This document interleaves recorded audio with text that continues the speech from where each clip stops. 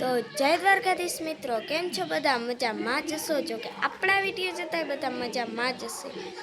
તો આજનો blog start થયો છે 4:30 વાગે, લગભગ 4:30 જ વાગ્યા જોઈ લઉં. 4:30 5 મિનિટની વાર છે. તો કહેવાનું એ હતું કે આજે અમે ફાઇનલી ખોખો રમવા ગયા હતા હરિપર, અને ત્યાંનો તો વિડીયો નાખ્યો નથી એટલા માટે. તો ત્યાં રમવાનો અમારે બે વધારે હતો એટલે બહુ વિડીયો ઉતારવાનો ટાઈમ નથી મળ્યો.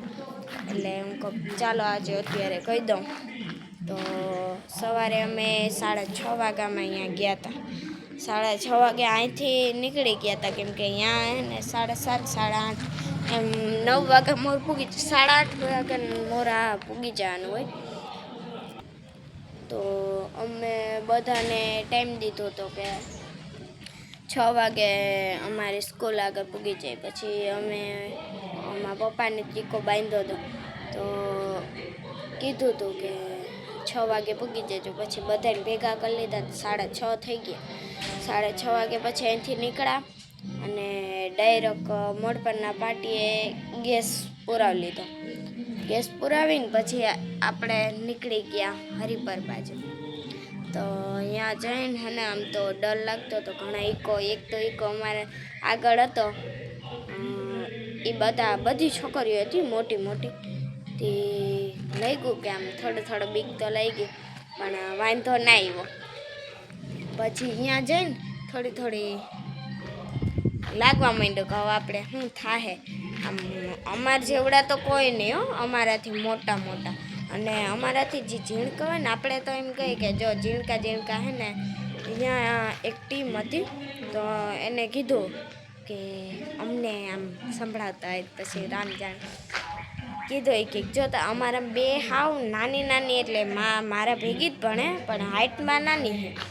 તો એ કે આ શું કરી લઈએ આપણે, એવું કીધું ને.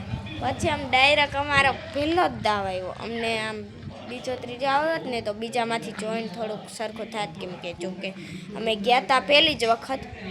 તો પહેલો જ દાવ આવ્યો મોડ પરવાળા, એટલે અમે અને એ સામે કાનાલુસવાળા હતા. તો આવ્યા મેદાનમાં. પછી ખબર પડી એ લોકોને કે આ ઝીણકા હોય, પણ અમારે ભેગી જે મારા લેવલની હતી ને એ ભાગે ફૂલ. જોકે તે ફોરીને આમ ઝીણકી હોય ને એટલે ફૂલ ભાગતી હતી.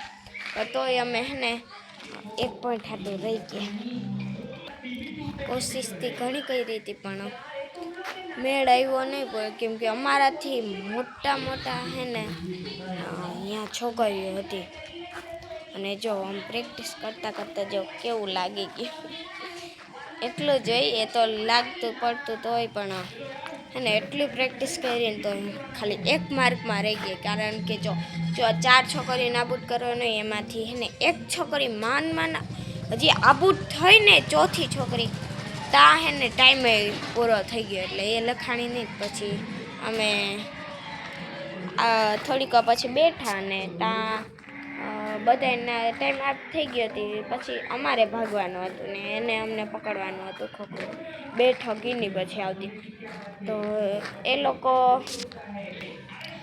બધા ગોઠવાઈ ગયા, અને અમે 3-3ની ટુકડીમાં જવાનું હોય. તો અમે બધા ગોઠવાઈ ગયા કે તો નામ જાશું એમ કરે.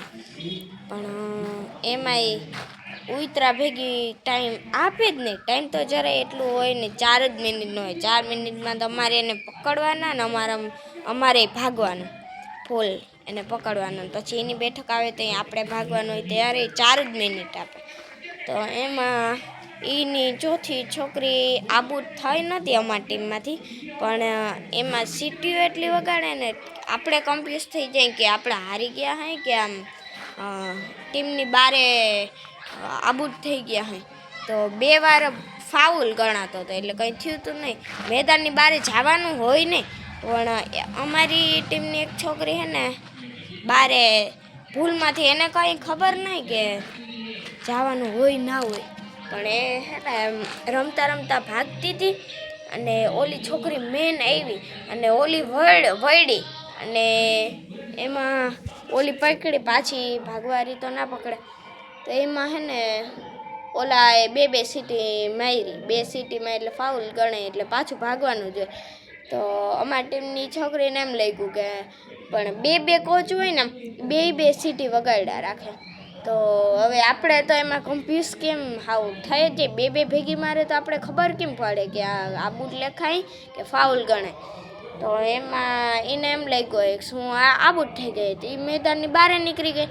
તો કોચ કહે કે તું આ બૂટ નહોતી કે ફાઉલ ગણાતી હતી, હવે તું નીકળી ગઈ, તમને ના તો પડી પછી.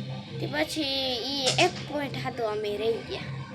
એ બારે નીકળી ગઈ, એને એમ લાગ્યું કે હું આ બૂટ હું, એ આ બૂટ હતી નહીં, ખાલી ફાઉલ ગણાતું હતી. પણ આવું બધું થઈ ગયું ત્યાં સુધીમાં. આમ તોય મજા આવી રમવાની. આવે ના આવે, અમારે જીતવા હાટો જો કે ગયા નહોતા, અમે પોઈન્ટ લેવા હતા. અને જો મેળ આવે તો જીતી જ જાત. પણ પ્રાઇવેટવાળા હોય ને એટલે સામે હે ને વધારે એનું જ રાખે, અમારું આમ બહુ હોય નહીં. તો એ બધા રમતા હતા ને પછી થોડીક અમે જોયું અને પછી અમે નીકળી ગયા. આગળ આવીને ક્યાંય નાસ્તા પાણીનું હતું જ નહીં. તો આગળ આવીને એક હોટલ હતી, ત્યાં ગાંઠિયા, સમોસા, ઢોકળા એવું જ, જલેબી ને એવું જ મળતું.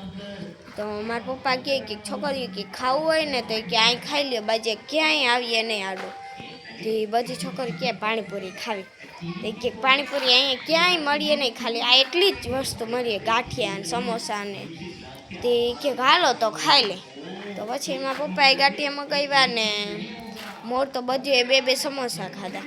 એ ખાઈ લીધું, ગાંઠિયા, જલેબી ને એ બધું મગાવ્યું. તે ખાઈ લીધું ને પછી ધીમે ધીમે હાલતા થઈ ગયા ઘર બાજુ. પછી અહીંયા અમારી સ્કૂલ આગળ પૂગીને હું મારા પપ્પાને કહું કે હાલો હવે પછી થાઉં આવીએ. હું આવી ટીચરને જે મળી આવું, બધું કહી આવું. તો પછી હું અહીંયા ઉતરી ગઈ હતી. પાછા ક્રિશાને નિશાળ મૂકવા આવવાનું હતું, એટલે એ આવ્યા ને ત્યારે હું પાછી ટીચરને બધું કહીને કે આવું થયું ને આવું થયું. પછી આવતી રહ્યું હું ને મારી ફ્રેન્ડ ને એ બધું મારા પપ્પા ભેગી. અહીંયા આવીને જલ્દી ખાઈ લીધું ને એટલા થાક્યા હતા ને, હાવ રમી એટલો હાવ થતું હતું, માથું દુખે એવું હતું. પછી ને અહીંયા આવીને ડાયરેક્ટ ખાઈને કામ બામ બધું પતાવીને ડાયરેક્ટ સૂઈ ગઈ. પછી જો અત્યારે તો 4 વાગે ઉઠી હું અને જો અત્યારે વ્લોગ હાલો બનાવતી હતી. તો જો એ આવું જ બધું થયું. કેદુની રાહ જોતા હતા કે કેદી જલ્દી આવે તો સારું, આવે તો સારું.